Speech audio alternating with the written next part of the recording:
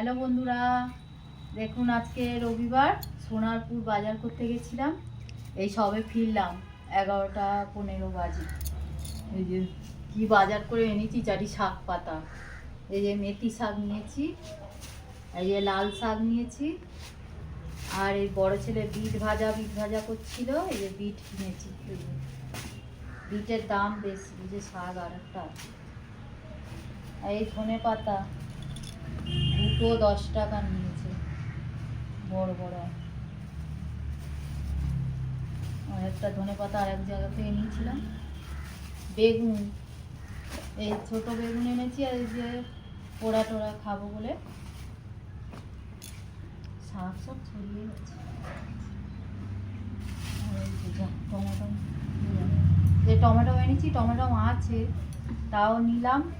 চাটনি করব, টমেটো চাটনি হবে না, চাটনি শেষ হয়ে গেছে, চাটনি করে পাগল করে দেবে। চাটনি হবে। এই যে কচু, দেখুন কচুটা দেখুন কত বড় আর কি সুন্দর সাদা।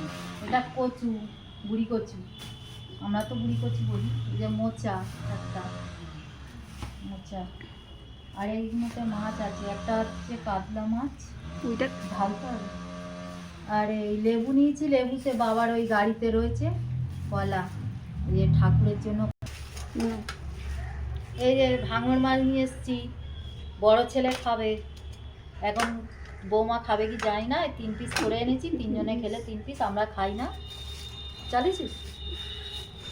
আর এইটা হচ্ছে, এটা ট্যাংরা মাছ আছে, এইটা হচ্ছে কাতলা মাছের পেটি।